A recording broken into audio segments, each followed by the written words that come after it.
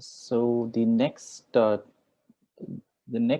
is a keynote talk, and I'll hand it over to Professor Ravi. Thank you, Arun. And hello, everyone, and good evening. It gives me great pleasure in welcoming Professor Subbarao Khambampati to the conference. And so Professor Subbarao is a professor in computer science at Arizona State University.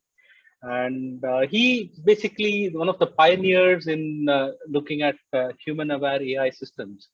And he's a fellow of AAI, the American Association for Advancement of Science, and ACM, among other things. And he has been long associated with the AAI organization itself as president and also as past president, and has actually helped shape a lot of the recent policies of the organization.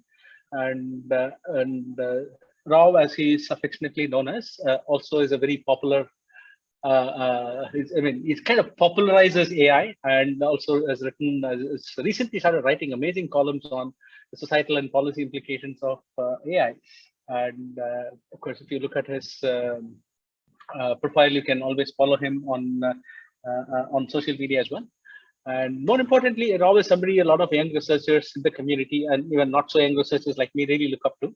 And we're also proud to say that he is an alumnus of IIT Madras. And so thank you, Professor Rao, for accepting our invitation to come and talk here. Over to you.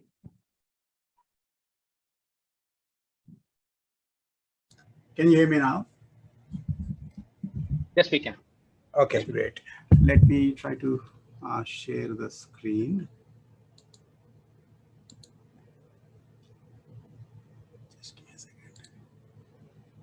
Oh, I love your "Make AI Great Again" cap on the desk. Yeah, that should come along with me. Yeah. Okay, are you able to see my slides now? You should be in a minute. Yeah, there you go. Yes, we are. Yeah. Okay.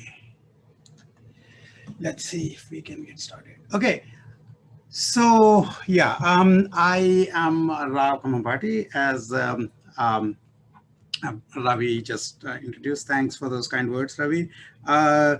So let me just put this timer. Stopwatch. Okay. So today I'm going to talk about explainable AI, sort of a unifying interpretation and a framework. So just before I get started, so that's my my background is okay. So you are not actually see. Are you seeing the next slide? No, we are just still seeing the title slide. Okay, there is something wrong. I probably am. I'm not sharing it correctly somehow. Huh. I don't know why it's not.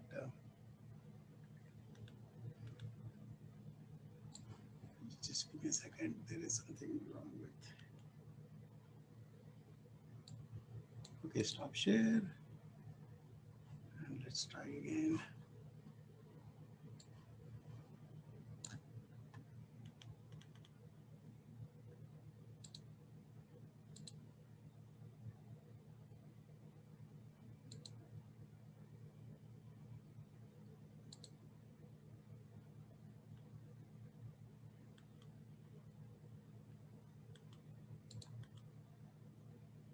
Yeah, so now you can see the next slide, right? Yes. Yes. Okay, thank you. There's something went wrong. Okay, so my own background is that I have been working of late on human-aware AI and human-AI interactions. How do AI systems interact with humans, either on one-shot decisions, such as just a classification decision, or a sequential decision where there is like a behavior that is being exhibited by the AI system with the human in the loop. And so essentially it could be a collaborative scenario or a user being an observer and so on. So our setting typically involves collaborative problem solving where AI agents provide decision support to the human users in the context, typically, in my case, of explicit knowledge, sequential decision-making tasks. I will talk more about that distinction in a bit. And then we have sort of focused on proactive explanations based on model reconciliation, which is another thing that will become clearer as I go forward. And we sort of use this in both embodied human-robot interaction scenarios as well as decision support scenarios.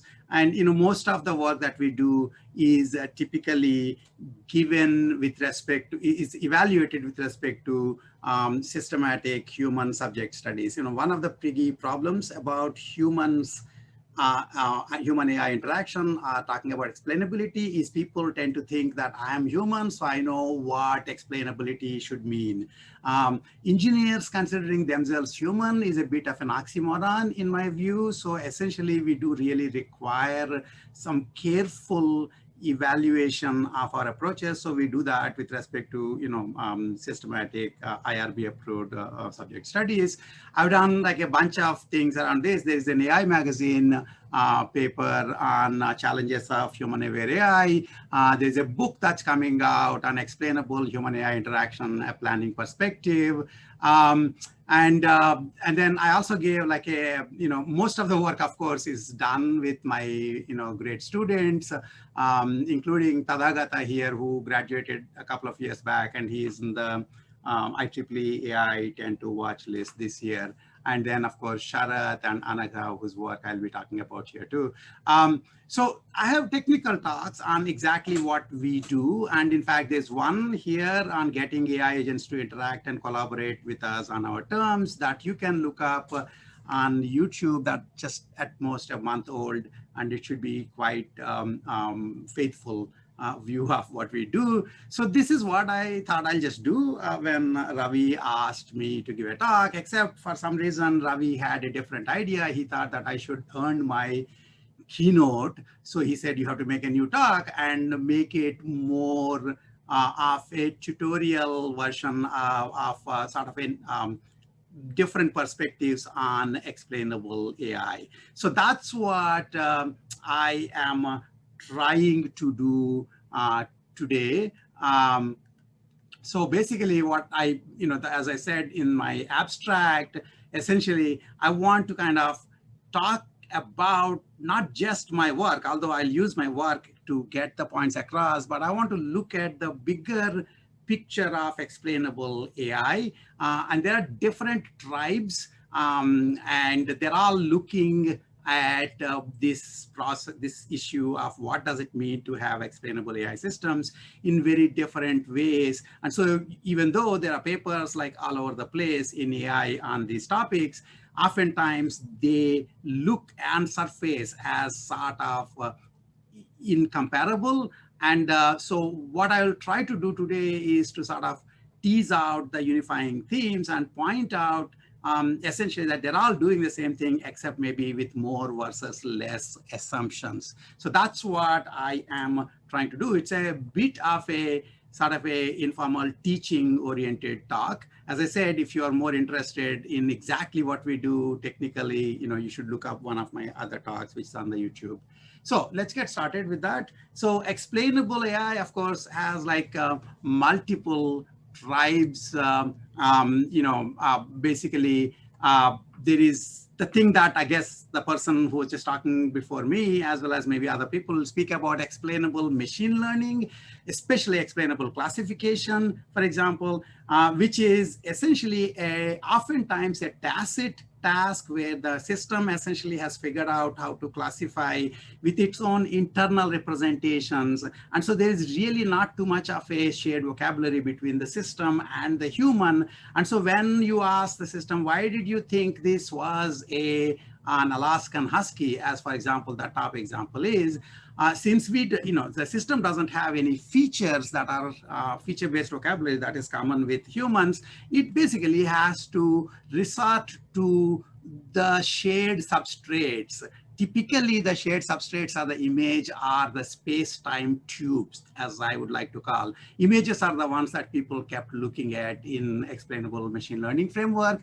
So in the cases where the classification task is a tacit task in the sense that there really is no shared vocabulary, typically explanations have been saliency explanations, like basically pointing out pieces of the image are, in the general case, it has to be, pieces of the space-time tube that you would say are somehow relevant. The AI system would say are somehow relevant to your decision, and the humans will try to make whatever they can of it. Of course, there can be explainable classification when it's kind of feature-based, where there are symbolic features that people do understand. There are people who are doing that too. Obviously, in many machine learning scenarios, actually, human understandable features, right, are actually quite important as a bridge. And in those cases, the explanations are typically in terms of feature weights, attributions, and so on and so forth. So that's one type of tribe. There is a bunch of explainable behavior people who are into, typically they tend to be in the human-robot interaction community. There are conferences on it like HAAI and so on. They look at either tacit interactions where the AI system or the robot and the human are basically interacting without talking to each other, without directly communicating in any explicit linguistic means. So in that sense, the behavior itself is the signaling mechanism for communication. So no shared vocabulary other than the observed behavior. In those kinds of scenarios, explainability typically means predictability. The robot is doing what I'm expecting it to do. Explicability, it did exactly so predictability is I know what it will do next. Explicability is that it is doing what I'm expecting it to do. Legibility is the robot or the AI system sort of giving you a heads up as to where it is going, again, without necessarily using any linguistic means, just by behavior itself. So for example, the usual example in the robotics community is if there's a goal 1 and a goal 2, and the robot is trying to go to goal 1, the legible way of doing that is to go towards goal 1 from the beginning, rather than go all the way to the middle and then last minute turn towards one goal, because that makes it hard for the human in the loop to figure out which particular point you're trying to go to. You can also have explicit interactions. Of course, human-robot interactions don't have to be just tacit level. The lower level interactions tend to be such as motion, etc., tend to be sort of tacit interactions. But there can also be explicit interactions where the robot gives explanations as to why it is doing some decisions as against other. In these cases, obviously, oftentimes the explainability is achieved with symbolic explanations. And then finally, there's the kind of work that I do sort of straddle some of these worlds. Explainable behavior in the planning decision-making sense, where typically the planning part tends to be with explicit knowledge tasks, with symbolic models. And so with respect to the symbolic models, you are providing explanations for your decisions. So these are the different kinds of things, at least, that are available in this explainable AI community generally. And papers on these sorts of things are published almost in all AI robotics venues, and they're different enough that this blind man and elephant problem comes. So what I want to do quickly is give some sort of sense of why they differ, and to some extent I want to do that by appealing to your own sense of when you expect explanations from your friend when you are interacting with them. So let's start with, why do AI systems have to even give explanations? A certain famous researcher in the Facebook AI has sort of remarked more than once that, look, explainability is unnecessary. Facebook makes millions of recommendations per day and no one asks for an explanation. You have to keep that in the back of your mind. I mean, my answer for that would be that the kinds of recommendations, that the decisions are so non-critical that people don't necessarily care about asking for explanations for them, perhaps. But certainly in many scenarios, we do expect the machines to provide explanations for the decisions that they're making. So for example, you would have internal self-explanations that systems might be using within the AI community. These have been used, explanations have been used to guide search. Explanation-based or dependency-directed backtracking is really explanations is in machine providing explanation to itself in its own, with respect to its own models. And then explanations can also guide learning. This is a very well-known idea. Again, some of the people might remember that there was a whole entire area called explanation-based learning, where essentially the machine tries to explain to itself why the particular instance has the label it has using some partial background theory. And then the features of the instance that take part in this proof are where the explanation becomes sort of a proof with respect to the model will be the ones that are relevant. And so that sort of becomes a feature selection problem. So this is one way explanations would be useful within the system itself. They can also be external explanations. To some extent, that's the one that we are mostly interested in of late. When people talk about explainable AI, you're talking about the explanations that the system gives to other agents. It could be the other AI agents. MAS community, AMAS community is typically interested in this sort of thing. Offering proofs of correctness of decisions can be part of that in the external explanations. But the one that I'm really mostly going to focus on in this talk is to the humans in the loop.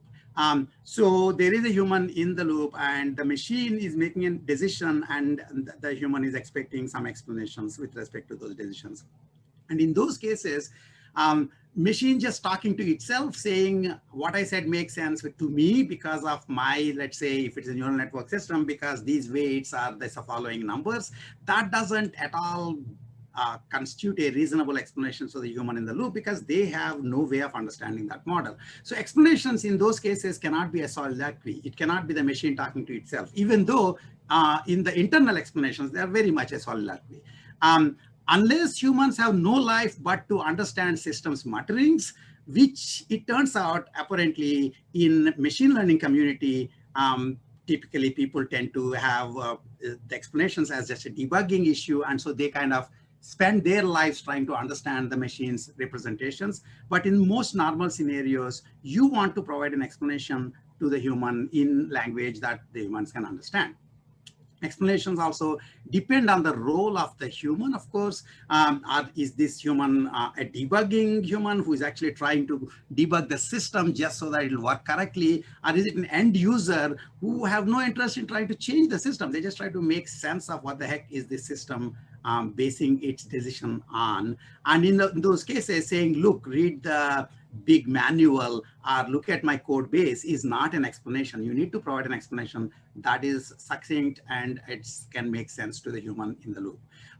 So HAAI has mostly been about explanations for humans in the loop, but it's typically often, unfortunately, confused. Even though HAAI is about this, it tends to get confused with these many a time. And so you may want to keep your eyes open for that. Whenever they have systems talking to themselves and expect that humans to understand, then you are essentially sort of going against the whole grain of AI, which is AI is for machines to come into our land, not for us to lose our lives and go into the machine's land. So keep that in mind.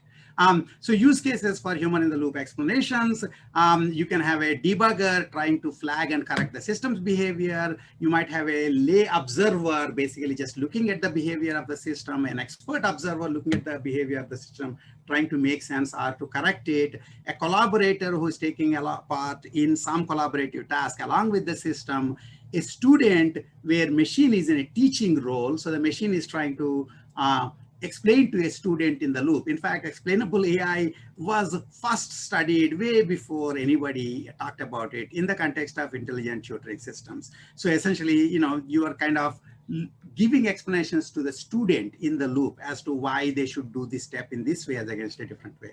And so similarly, the human in the loop can be a teacher with the machine in a learning role. And that sort of brings in sort of teaching to the machines. What's the best way humans can teach to the machines? And they also explanations wind up becoming quite important. Also, the tasks where the explainable AI systems are used tend to differ. That serious differences are, one is that they can have one-shot versus sequential decisions. Oftentimes, most of the classification decisions are just one shot. You just provide what, the label is, and the human likes it or doesn't like it. If it doesn't like it, they'll ask, why the heck did you come up with that particular label? Sequential decision, you are essentially showing a behavior, and the humans may be surprised at some parts of the behavior or maybe okay with the whole thing. That's the one big difference. The other big difference tends to be interactions themselves. Is it a one epoch? That means that is the human just going to interact with the machine once, either on one shot or a sequential decision task, or is it a longitudinal one where the human and the machine coexist for quite a long time? The second part is important because, as I'll tell you, as I'll bring up later, you typically ask explanations with humans that you don't know. And when you become familiar with a particular human, particular friend, you reduce the need for asking for explanations reduces quite significantly, because you have sort of understood a lot more about the other person's model. And so you can make sense of their behavior much faster without having to ask for explanations. Okay, that sort of brings us to when and why do humans ask for explanations from each other. So the idea, of course, is that there's some different times when I'm just asking you to think about yourself. When do you ask for explanations in your own life from other people, not necessarily with the machines, because that will sort of set the stage for what sort of work we need to do. And I'll sort of connect it to the kind of work we do as well as what other people do. So when we are confused or surprised by the behavior of the other person, it's not what we expected the other person to do, and it's inexplicable, so we want an explanation. Note that the confusion is orthogonal to correctness and optimality. It's not whether the machine did the right decision, whether the other person did the right decision. If you didn't expect them to do the right decision, then if they do it, then you would be surprised equally. So for example, you would be confused and surprised if your 2-year-old nephew is able to give the exact distance between Earth and Sun in kilometers, for example, because you don't expect this little bozo to know so much information about astronomy. And so you would be surprised and say, hey, where did you learn this? So because your expectation was violated. Explanations here, in general, help reconcile the expectations. So if your little kid's brother tells you that the nephew says, oh, the other day, the dad was muttering this to themselves and I just memorized it, then that sort of changes your model of this kid. Okay, so the second other different place where we might want explanations is when we want to teach the other person and or make sure that the decision that the other person made is not a fluke, and that the other person really understands the rationale for their decision. So you're almost like in the teaching mode. In fact, I set up exams where I'll have a true-false question and say justify, and the answer, the marks that you get on that question depend very much on the justification. Even if you get the true-false right, if you justify it wrong, you lose a lot of points. That's because I'm trying to understand, did you guess by tossing the coin, or do you have an understanding of what the statements, in coming to the decision about the truth and falsity value of that statement. So in this kind of case, you're using the explanations to localize the fault of the other person's model. Then there is the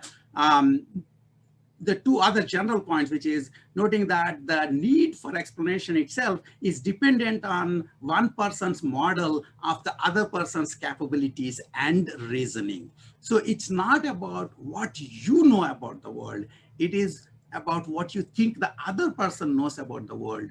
That makes you either be surprised or ask for explanations. The only time these models will be the same is if you somehow are one of these people who have not achieved social intelligence and assume that everything you know is exactly what everything other people know and believe. That obviously is not, the case. And so we are always looking in terms of the explanations dependent on other person's model and also their capabilities and reasoning. And finally, explanations are connected to trust. And so we ask fewer explanations from people we trust. And so that's sort of a bad explanations reduce trust, good explanations increase trust. And when the trust is increased to a certain level, you may not even ask for explanations. You might sort of decide, well, I don't know why they're doing it, but they're normally right. So I'll just leave them to, do their thing. This is sort of, correct informally from with respect to your own, interactions with each other. So now when the next thing is, how do we exchange explanations? How do humans exchange explanations? One way we exchange explanations is actually, in fact, the pointing or tacit explanations. You typically don't do this as much, but you used to do it when you were a little kid. And if you have little kids and they don't know how to speak, you realize that they'll do all sorts of gestures to point out to things. So pointing explanations are pointed to specific features or regions of an object or image in the space-time tube or in the single image that you have. It's feasible sometimes for one-shot classification decisions on spatial data. So just sort of pointing to the right parts of the same object, to kind of say, this seems to be the important thing. So for example, this is a red striped butterfly because, and then you show the piece of the image. And typically these are very useful when the task under consideration is tacit, in the sense we don't have symbolic vocabulary to describe. So oftentimes, the wording books, for example, typically are full of pictures and annotations because they're not that much common vocabulary that everybody has developed about how to differentiate one word from another. But these kinds of explanations also tend to be quite unwieldy. They're high bandwidth and high cognitive load, especially if you're trying to use these sorts of pointing explanations for explaining sequential decisions on spatio-temporal data. Because as it will involve pointing to relevant regions of a space-time tube, it's not just a single image, but it's essentially a sequence of images flowing through the time. And you sort of have to talk about that whole region. So for example, if I say, I'm trying to answer, why did I take this earlier United flight? You asked me, why do you take this earlier United Airlines flight as against this later one? I can't just show a single image and point to it. I actually have to, in general, point to my space-time tube of my life in the past several days or something and say, these pieces wound up being important in making my decision. So keep that in mind when you get too enamored with saliency-based explanations that have become popular in machine learning. The other kind of explanations, which are sort of what we typically think of as explanations, are symbolic or explicit explanations. These are feasible for both spatial and spatio-temporal data, and also for one-shot or sequential decisions.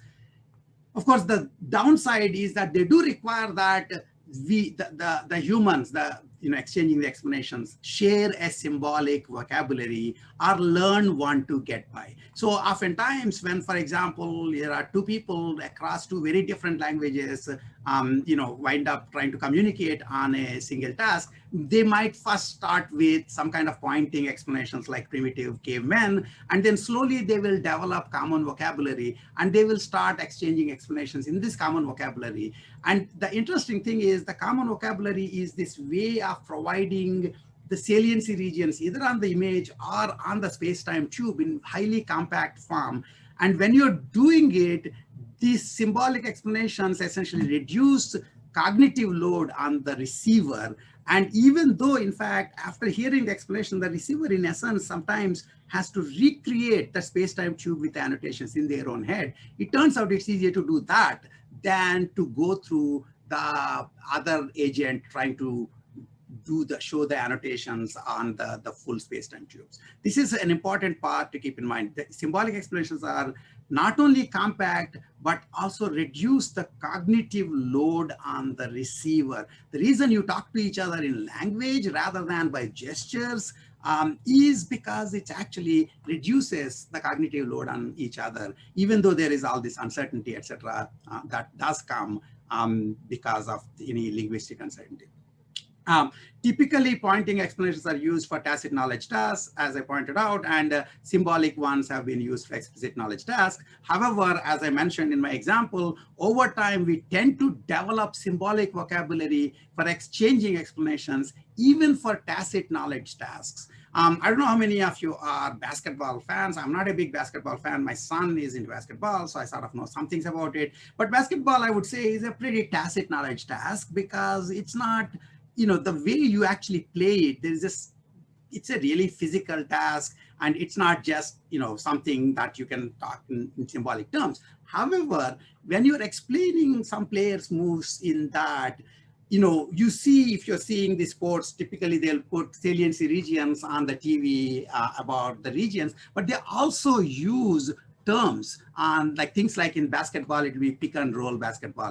If you asked me to do this talk about 40 years back, I would have given you cricket analogies, but I've forgotten all my cricket analogies. So I'll give you the basketball analogies. So pick and roll is essentially a symbolic term, which sort of signifies a whole bunch of space-time tubes with annotations. And that sort of makes the explanation way compact. And that's a very interesting thing to keep in mind. So now what are the requirements of the kind of explanations that we sort of exchange? They need to be comprehensible, cognitive load in parsing the explanations. Is the explanation in a form and level that is accessible to the receiving party?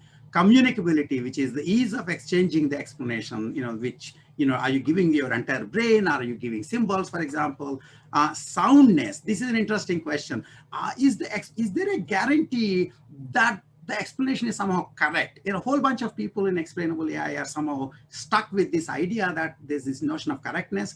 At best, first of all, notice that the soundness is only with respect to the agent's model, the explainer's model, and the explainer's model may well be already faulty. So with respect to that, it can potentially be sound, but you're also allowing, when people give you explanations, they don't necessarily have to tell exactly the explanation that is sound with respect to their model. They oftentimes might give you explanation that you would like to hear.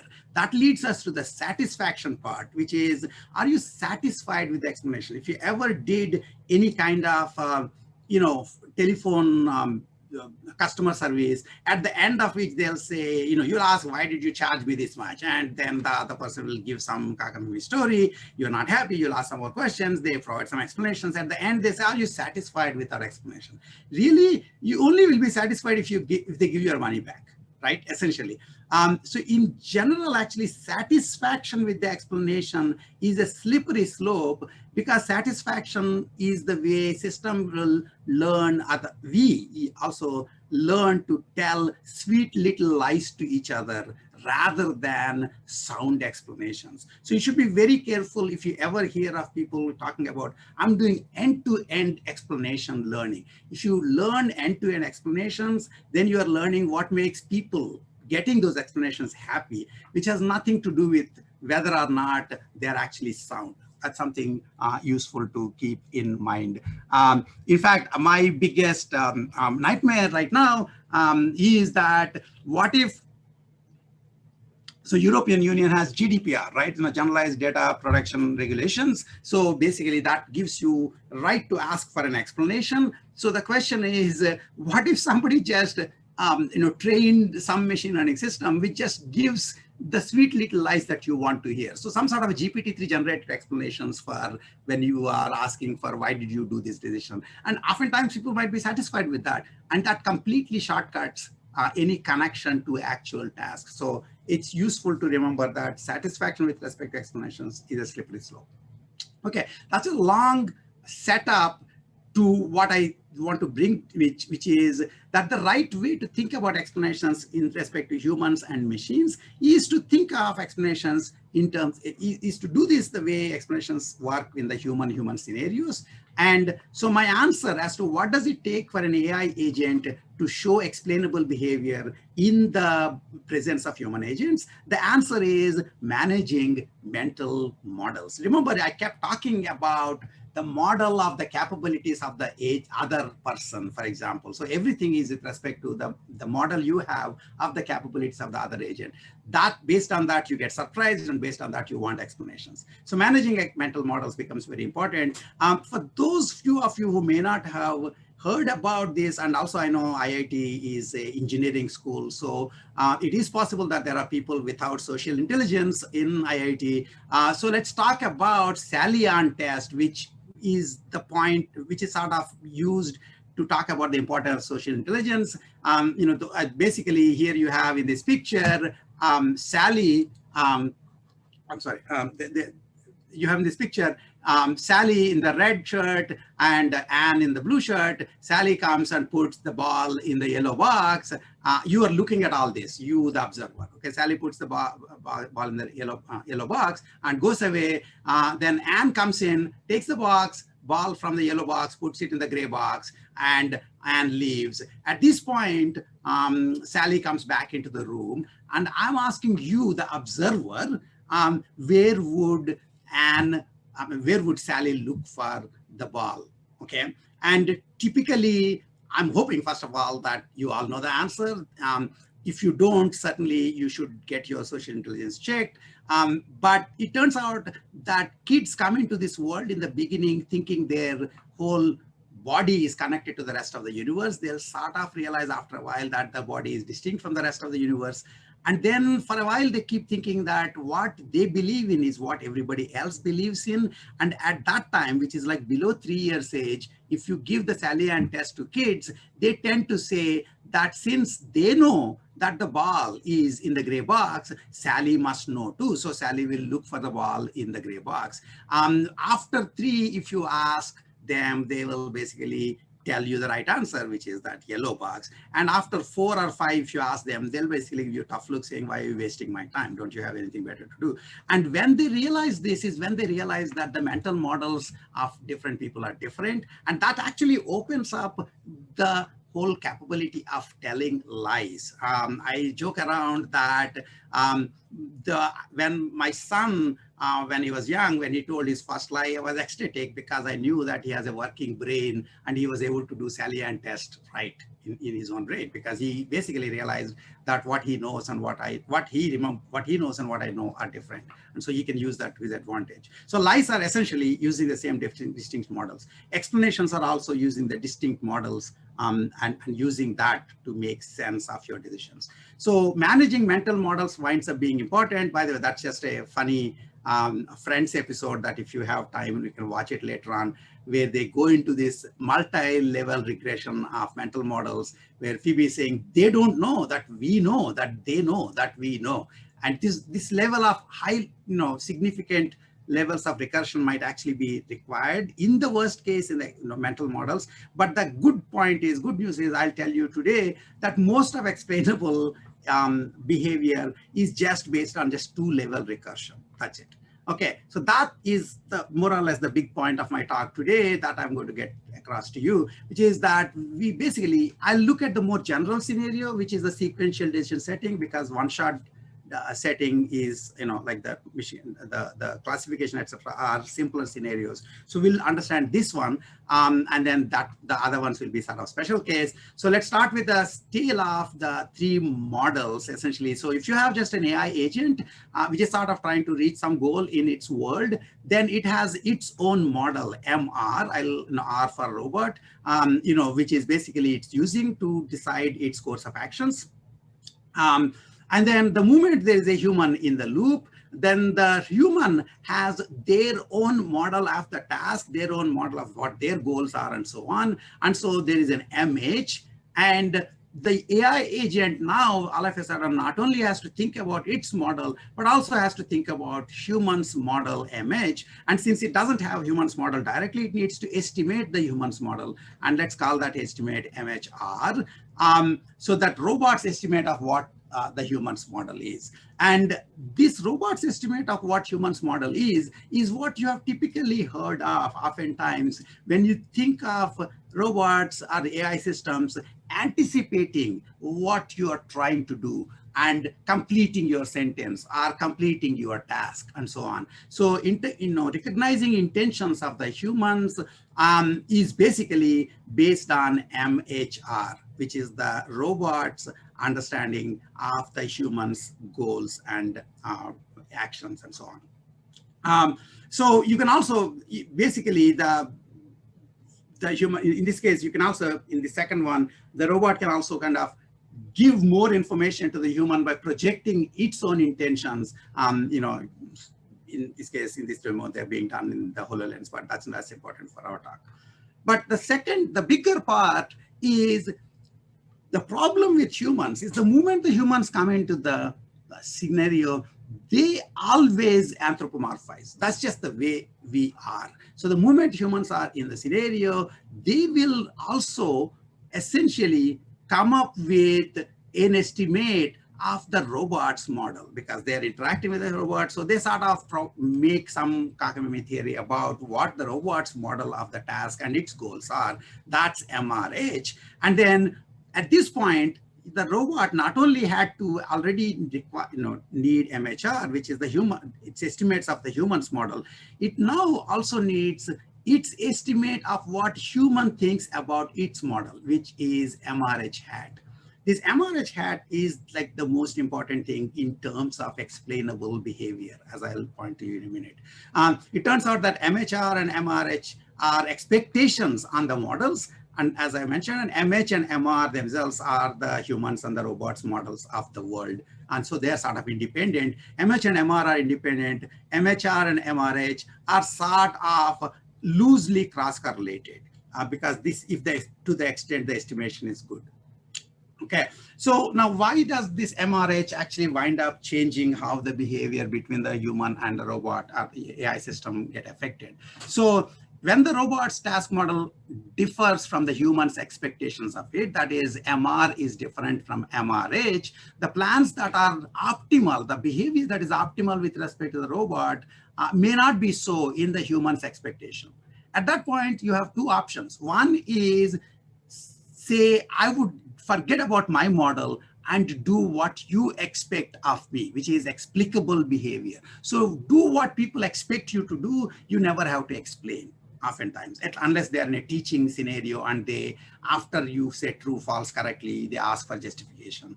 Typically, end users are happy if the behavior is explicable. If that doesn't, if that is oftentimes explicability can be quite costly. If that is costly, then you provide explanations as to why you have to make a different decision. And that explanation is in terms of the differences in the models. So an example that I want to show you here quickly is sort of, again, this is an embodied scenario. There's a human commander and a robot on the search and rescue scenario. And so the beginning, the map of the environment is shared by both of them, but the robot is actually on the ground. And so it might actually find that certain paths have gotten closed because the rubble has fallen. Maybe it turned out that that particular path where there was that obstacle, that was the fastest path. But it turns out that that's what the humans might be expecting. But the robot, to be explicable, has to make that path actually clear and go through it. Okay, that's what it's doing here. The first time around, it is actually making the path clear and going through it. That's being explicable. If you do that, in essence, the behavior is as expected, so the humans are not going to ask for explanations. The other case, of course, is that this going through this particular SAD is costly, so the robot essentially decides to take the next best path. At that point, it needs to say why this is better, in terms of how its model of the environment right now, the map, how this map differs from the human's model. And so it needs to sort of provide the minimum change in the model.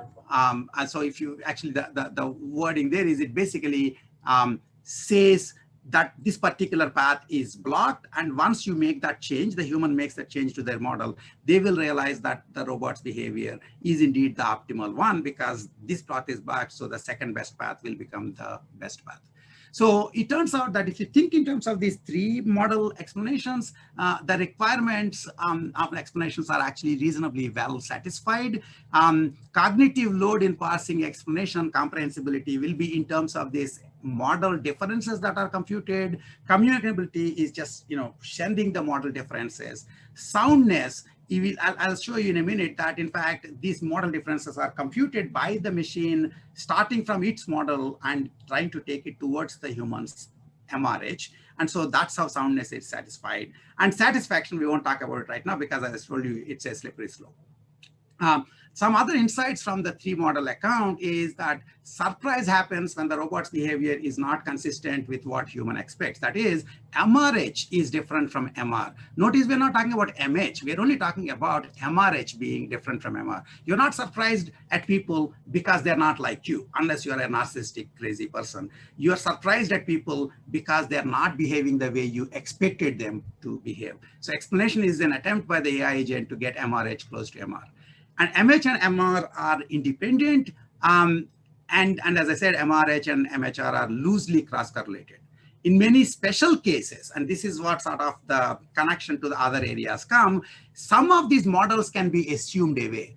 If, for example, the AI system assumes that MRH is MR, then explanations can be soliloquy. So for example, if the AI system assumes humans have no life, they will act as if my model is their model, then it can just talk about the correctness of its decision with respect to its own model.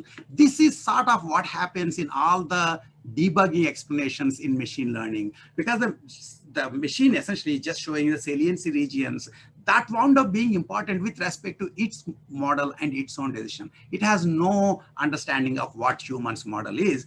All that is happening is they happen to share this primitive common substrate, which is either an image or a space-time tube, and they're using that to show the explanation for your decisions.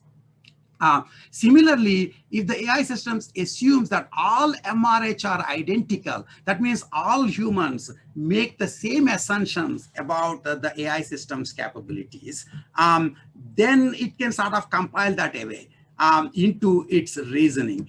This sort of happens oftentimes in robotics community, for example, when they assume that all humans expect robots to move in straight lines, for example. If you can make that assumption, then all the robot needs to do is to provide an explanation whenever it is not moving in a straight line. So in essence, the reconciliation is with respect to whenever you are no longer in straight line. That's only because you made this meta assumption that humans expect straight line motion as the MRH. And finally, the other thing that relevant to this is model reconciliation focuses on local explanations in as much as it aims to reduce the difference between MRH and MR to make the current decision and the current example interpretable. If you want to go beyond the current example, then you will start talking about global explanations. And in the worst case, this is what has been called interpretable model as a whole.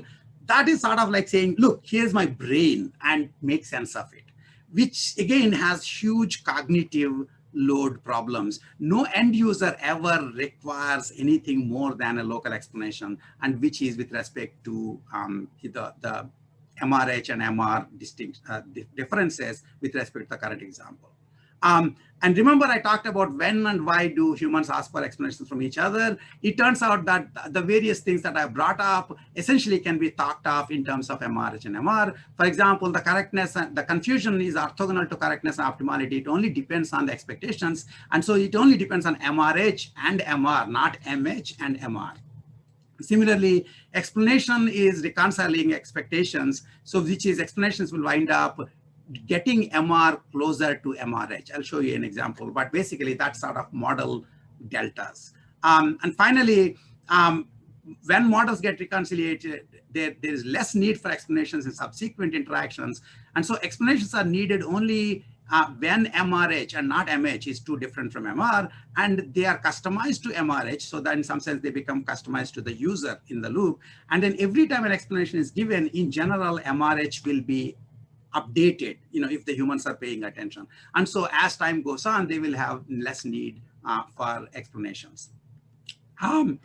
So Ravi, what should I do in terms of time? Do I have can I take another few minutes, another 5-10 minutes, or should I just stop and take questions?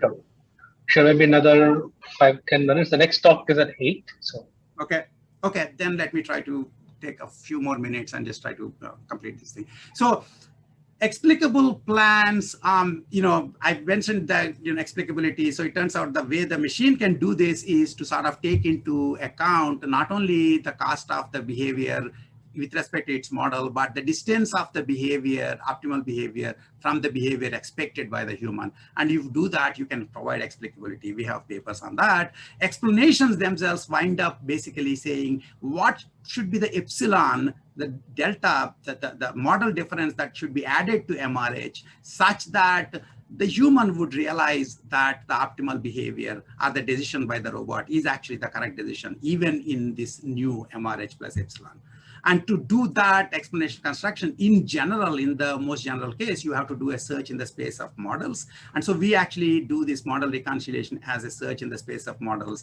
And basically, the way the model, the explanation will sound is because the robot essentially is trying to start from MR and take it towards MRH, or start from MRH and try to compute what delta should be added such that the current decision will make sense to the human with that delta added. So you can do this bidirectional search, but as long as the robot is faithfully sticking to MR and MRH as the endpoints, then the explanations are sound.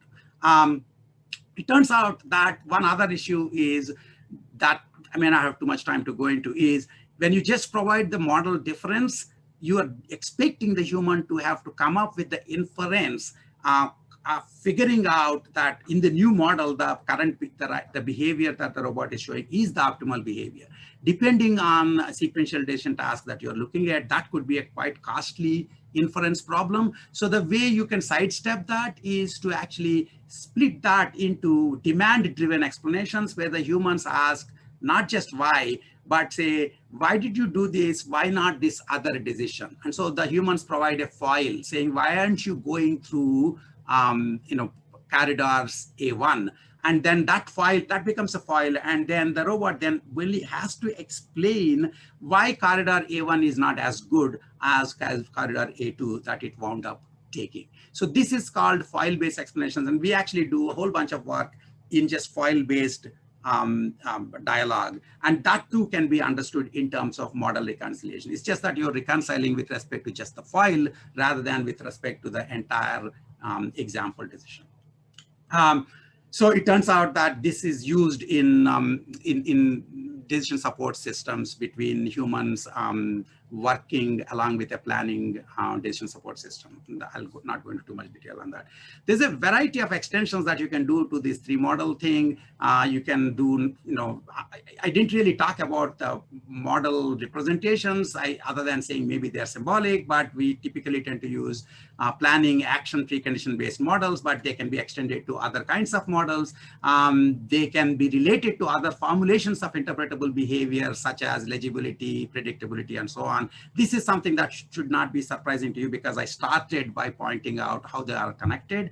And handling files and models at different levels of abstraction can be handled because different users in the loop might have different levels of abstraction. So for example, a doctor explaining a diagnostic decision to their patient will use a different explanation than when they're explaining the same decision to the other doctors in the office because the models are at very different levels of detail.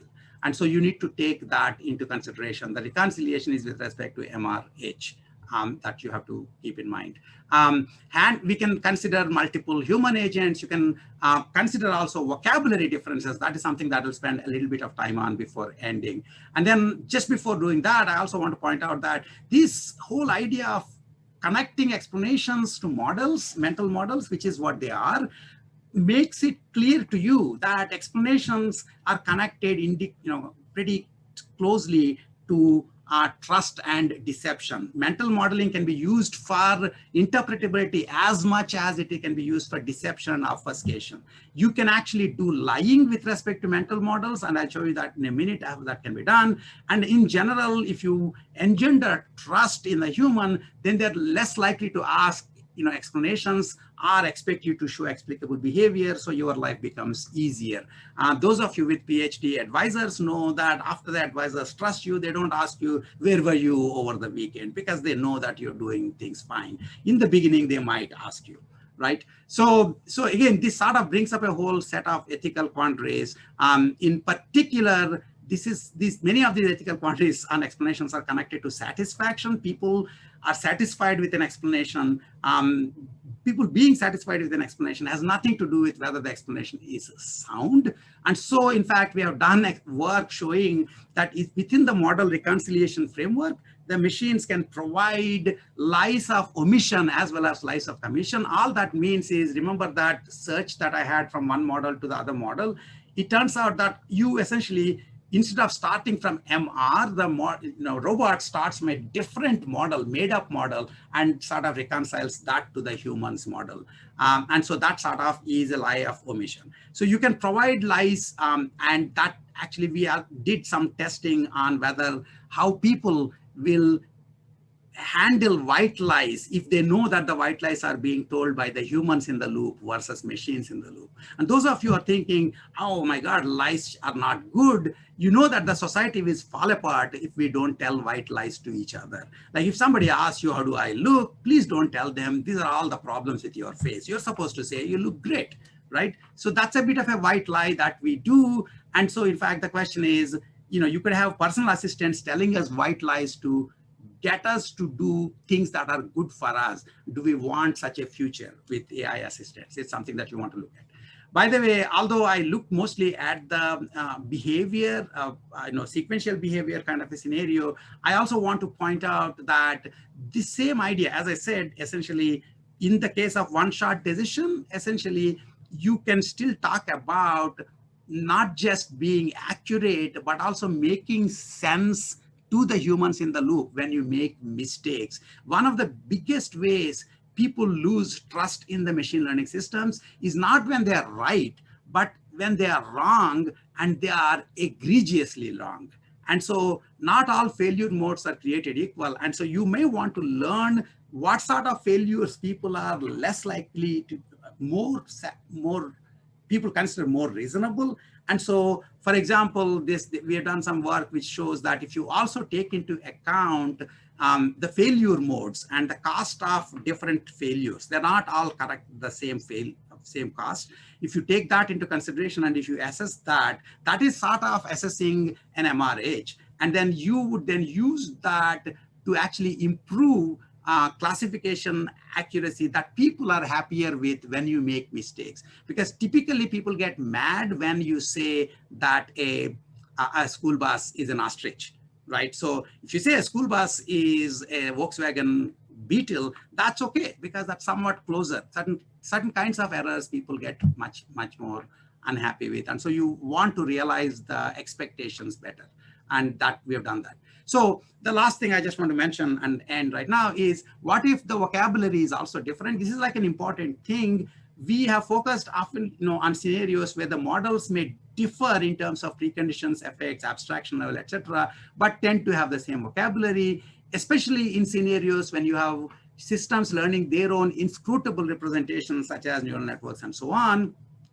Then this part doesn't make sense. So you basically don't have a shared vocabulary. But as I mentioned to you, and so in those cases, in machine learning, it's been the case that people have essentially, XAI has become hard, but mostly as a debugging tool for inscrutable representations. And they focus mostly on pointing explanations. And as I mentioned from the beginning of this talk, pointing explanations are primitive. Civilization advanced because we went out of pointing explanations to develop and exchange explanations in symbolic vocabulary.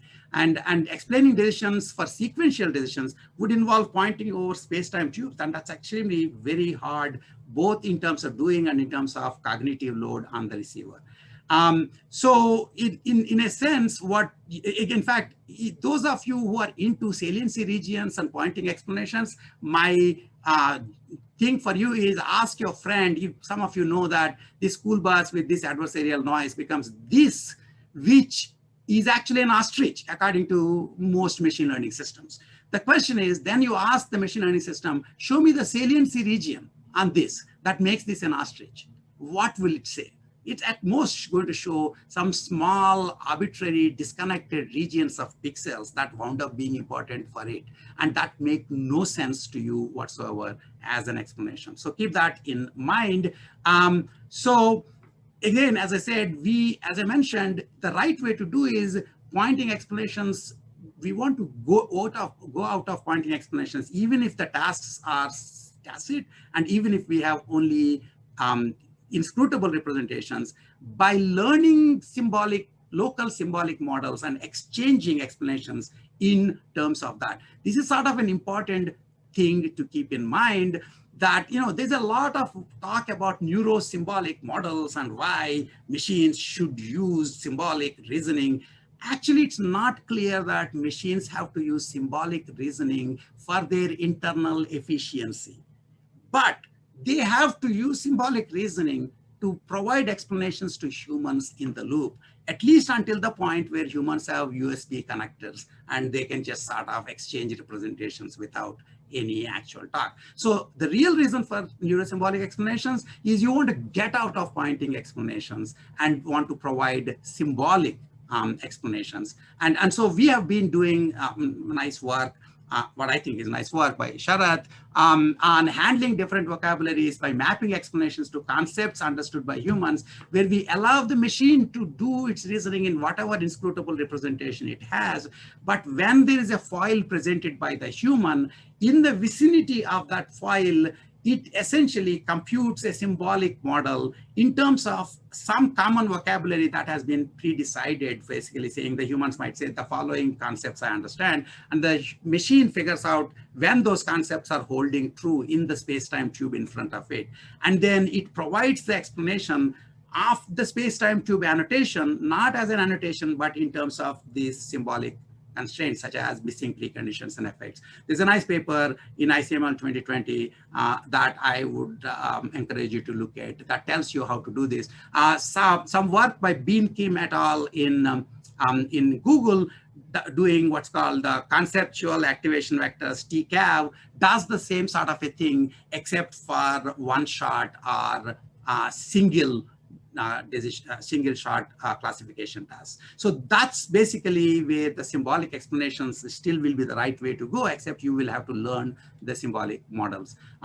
So I won't have time to go into how we do these symbolic explanations. As I said, there's a paper on that. And as I said, this is not meant to be a fully technical talk. There's a different technical talk that you can look at. But I'm hoping that much of what I did here gave you some idea of how the different areas look at these explanations. One last thing before I show the summary slide is, here is some other work that we recently did, which is in the context of reinforcement learning, deep reinforcement learning. When the humans want to provide advice to the machines, they again would like to provide symbolic advice that needs to be converted by the machine into its own space-time annotations and then use it to improve its performance. So this is explanation augmented feedback in the human in the loop reinforcement learning. And that winds up, basically using the same sort of local symbolic vocabulary to allow for teaching from the human.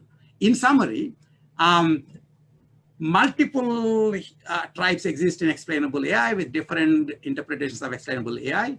Explanations can be thought of in terms of mental models. I think that's the right way to think about them. The three-model framework provides a unifying view. The differences, if you are reading an XML XAI paper and it doesn't have three models, you should just ask themselves, how are they burying some of these models? Either they have sort of assumed away some model, or they have assumed that that model will always be constant, as I told you earlier in one of the slides. And whatever other motivations may or may not hold for neuro-symbolic AI, one thing for certain is that explanations are best exchanged in symbolic form. So our machines, I don't know how they need to reason, but they need to talk to us in language that we understand. And so for that, they need to understand symbolic reasoning and symbolic explanations, even if their internal reasoning is different. So I'll stop there. I am sort of seem to have taken quite a long time, but if there's any time for questions, I'll take them. And if you have questions on the chat, I can also answer them after. Yeah, so there are a few questions in the chat window. We have actually gone into the next speaker's time, actually. So I also have a lot of questions. Maybe I'll mail them to you or whatever. But if you could spend some time and answering the questions in the Q&A panel, that would be great. And thank you for a wonderful Wonderful talk. I'm sorry that I can't take any questions from the panelists right now, but this was Good. really great. And thank you for this new talk. Thank you.